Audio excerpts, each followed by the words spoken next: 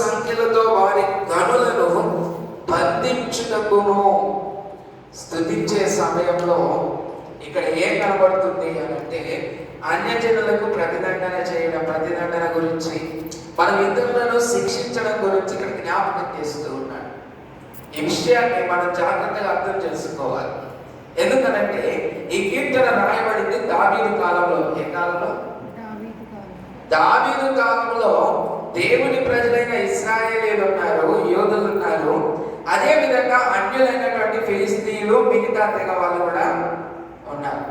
మిగతా తెగ వారికి వీరికి మధ్య ఉన్నటువంటి వాదాన్ని బట్టి, విధులను బట్టి, పరిస్థితులను బట్టి దావీదు భక్తుడు రాస్తున్నటువంటి మాటలు. అన్యజనులకు ప్రతిదండన చేయుటకును, ప్రజలను శిక్షించుటకును, గొలుసులతో వారి రాజులను, ఇనుప సంఖ్యలతో వారి గనులను బంధించుటకును, విధింపబడిన తీర్పు వారి మీద నడుపుటకును, వారి చేతిలో రెండంచులు గల ఖడ్గమున్నది. నేటి కీర్తన సమయంలో ఖడ్గం గురించి జ్ఞాపకం చేస్తున్నాడని మనం ఆలోచన చేస్తే, ఈ ఖడ్గము దేనికి సాదృశ్యము అనంటే దేవుని వాక్యానికి సాదృశ్యం. దేవుని ప్రజల చేతిలో ఏముంది అని అంటే రెండంచులు కలిగిన ఖడ్గమైన దేవుని వాక్యము ఉన్నది. ఈ దేవుని వాక్యము ద్వారా ఇతరుల కట్లు తెప్పడానికి, ఇతరులను చేయించడానికి దేవుడు మనకి అవకాశం ఇచ్చాడు. దాన్ని మనం గుర్తుంచుకోవాలి. అది గుర్తుంచుకొని మనం ముందుకెళ్తే దేవుని వాక్యం మనల్ని నిలబెడుతుంది. చూడండి, ఆయన భక్తులకందరికీ ఘనత ఇదే. నువ్వు చక్కని పాటలు పాడినా, గంటలు గంటలు ప్రార్థన చేసినా, ఇవన్నిటికంటే కూడా ఎవరైతే దేవుని వాక్యమును వారి చేతిలో పట్టుకొని నడుస్తారో, వాక్యాన్ని బట్టి నడుచుకుంటారో, వాళ్ళు ధనులై ఉంటారు. దేన్ని పట్టుకొని? వాక్యాన్ని పట్టుకొని. అందుకే ఆయన భక్తులకు ఘనత ఏది అంటే దేవుని వాక్యమే. ఏది? దేవుని వాక్యం. అందుకే అంటున్నాడు, దేవుని వాక్యం మనందరికి వచ్చింది కనుకనే మనం ఏం చేయాలంటే దేవుణ్ణి స్తుతించాలి. చూడండి, కొరింథీయులకు రాసిన మొదటి పత్రిక మొదటి అధ్యాయం, కొరింథీయులకు రాసిన మొదటి పత్రిక మొదటి అధ్యాయం 18 నుంచి 21వ వచనం నుండి మనం చదువుకుంటే, దేవుని జ్ఞానానుసారముగా లోకము తన జ్ఞానము చేత దేవునిని ఎరుగగొట్టినందున సువార్త ప్రకటనను వెర్రితనము చేత నమ్ము వారిని రక్షించుట దేవుని దయాపూర్వక సంకల్పమాయను. చూడండి, దేవుడు మనల్ని రక్షించడానికి గొప్ప గొప్ప ప్రసంగాలు చేయలేదు, గొప్ప గొప్ప విషయాలు మన ముందుంచలేదు. మన ముందుంచింది ఏంటి అని అంటే సువార్త ప్రకటన అనేటువంటి ఒక వెర్రితనం. లోకానికి ఎలా కనబడుతుంది? అది వెర్రితనంగా కనబడుతుంది. యేసు ప్రభువారి గురించి ప్రకటించడము, యేసు ప్రభువారిని స్తుతించడము, హల్లెలూయా అనడము, దేవునికి స్తోత్రం అనడము లోకానికి ఎలా కనబడుతుంది అని అంటే వెర్రితనంగా కనబడుతుంది. కానీ ఈ వెర్రితనముగా ఉన్నటువంటి సువార్తలో నుంచే దేవుడు ఏం తీసుకొచ్చాడు అంటే మనందరికీ రక్షణ తీసుకొచ్చాడు. ఈ రక్షణ అనే వాక్యాన్ని మొట్టమొదటిగా మన దగ్గరికి పంపించాడు. కాబట్టి దేవుని ప్రజలమైన మనకు గొప్పతనం ఏంటి అని అంటే దేవుని వాక్యమే. దేవుని వాక్యం ద్వారా మనం రక్షింపబడటమే మనకి గొప్పతనం. అంతకంటే గొప్పదనేది ఇంకేమీ లేదు. ఈ దినాల్లో ఇదే వాక్యాన్ని అడ్డు పెట్టుకొని అనవసరమైన విషయాలన్నిట్లలో నడిచే వాళ్ళు ఉన్నారు. లేకపోతే దేవుని వాక్యాన్ని అడ్డు పెట్టుకొని లోకపరమైన విషయాల్లో జీవిస్తున్న వాళ్ళు చాలా మంది ఉన్నారు. దేవుని మనం జ్ఞాపకం చేసుకోవాలి. నిన్న దినాల సేవకులతో కూర్చొని మాట్లాడుతున్నప్పుడు కొన్ని విషయాలు జ్ఞాపకం చేసుకున్నాం. ఏంటి అని అంటే ఒక వ్యక్తి ఏమో బట్టలు లేకుండా ఆరాధన చేస్తున్నారట. ఏం లేకుండా బట్టలు ఏంటి అని అంటే అది ఆదాము సంఘం అంటున్నారు. ఏ సంఘం? ఆదాము ఏ విధంగా అయితే దుస్తులు లేకుండా ఉన్నాడో వీళ్ళు కూడా అలాగే ఉన్నారు.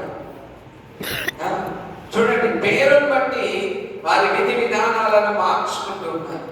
కానీ జ్ఞాపకం చేసుకోండి, దేవుని భక్తులకు ఘనత ఏది అనంటే ఒకటే, నిజమైన శ్రేష్టమైన దేవుని వాక్యాన్ని వెంబడిస్తూ నడుచుకోవడమే దేవుని భక్తులకు ఘనత. ఆ వాక్యాన్ని మనం ఎదురుగా తిప్పితే ఆ ఘనత మనకి ఉండదు. కాబట్టి దేవుని బిడ్డలారా, ప్రభు సన్నిధానంలో మనము దేవుని వాక్యానికి లోబడుతూ ముందుకి కొనసాగాలి. అప్పుడే దేవుడు మనల్ని దీవిస్తాడు. అట్టి కృప దేవుడు మనందరికీ దయచేయునుగాక. ప్రభు సన్నిధానంలో మనందరం లేచి నిలబడి దేవునికి కృతజ్ఞతాస్తుతులు చెల్లిస్తూ దేవుడు చూపిన కృపను మనం జ్ఞాపకం చేసుకుందాం. ఇదిగో దేవుడు నిన్ను నన్ను దీవించాలి, ఆశీర్వదించాలి, తన కృపకు పాత్రలుగా మనల్ని చేయాలని దేవుడు కోరుకుంటూ ఉన్నాడు. కాబట్టి ప్రభు సన్నిధానంలో మనందరం లేచి నిలబడి దేవునికి కృతజ్ఞతాస్తుతులు మనము చెల్లించున్నాము. ఇదిగో దేవుడు ఎవరు ప్రార్థిస్తారో వారి ప్రార్థన వినాలని కోరుకుంటూ ఉన్నాడు. ఎవరు ఆయన వైపు చూడాలనుకుంటున్నారో ఆయన వైపు చూస్తున్న వారిని దీవించాలనుకుంటూ ఉన్నాడు. కాబట్టి ప్రియ దేవుని బిడ్డలారా, మనము జ్ఞాపకం చేసుకుందాం. ప్రభు సన్నిధానంలో ఆయన చేసిన మేళ్లకు కృతజ్ఞతలు తెలియపరుస్తాం. ఇదిగో దేవుడు నిన్ను చూస్తూ ఉన్నాడు, నన్ను చూస్తూ ఉన్నాడు, మనలను చూస్తూ ఉన్నాడు. ఇదిగో నతానియేలు చెట్టు కింద కూర్చొని తన పరిస్థితిని ఆలోచిస్తూ ఉన్నప్పుడు దేవుడు ఆకాశం నుండి ఆయనను చూశాడు, తనతో మాట్లాడాడు. ఈరోజు ప్రభు సన్నిధానంలో ఉన్న నీవు దేవుని వైపు ఆలోచన చేస్తే దేవుడు నిన్ను కూడా చూస్తాడు, నీతో కూడా మాట్లాడతాడు, నిన్ను కూడా బలపరుస్తాడు. ప్రతి ఒక్కరము దేవునికి కృతజ్ఞతలు తెలియపరుస్తాము. ప్రార్థన వినేటి పావనుడా, ప్రార్థన మాను నేర్పుమయా, ప్రార్థన వినేటి పావనుడా, ప్రార్థన మాను నేర్పుమయా, శ్రేష్టమైన భావము గూర్చి శిష్య బృందముకు నేర్పితివి, శ్రేష్టమైన భావము గూర్చి శిష్య బృందముకు నేర్పితివి, పరముడ నిన్ను ప్రణుతించెదము, పరలోక ప్రార్థన నేర్పుమయా, ప్రార్థన వినేటి పావనుడా, ప్రార్థన మాకు నేర్పుమయా.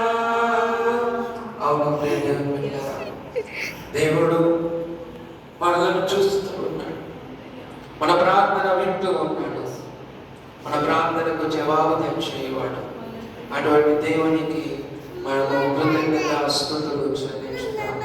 ప్రతి ఒక్కరి కళ్ళు వచ్చినట్లయితే మనందరము ప్రార్థనలో ముందుకు కొనసాగుతూ ఉండగా ఆవిడ తమ ప్రార్థనలు నడిపిస్తారు.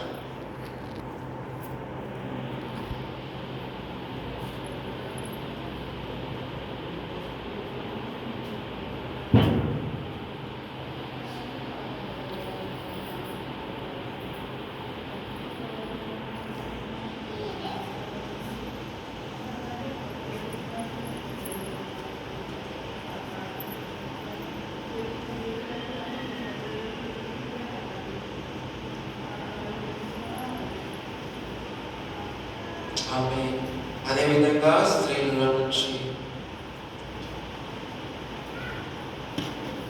మనం ప్రార్థన చేసుకుందాం. ప్రతి ఒక్క తల్లి వచ్చినట్లయితే మారికి ప్రార్థన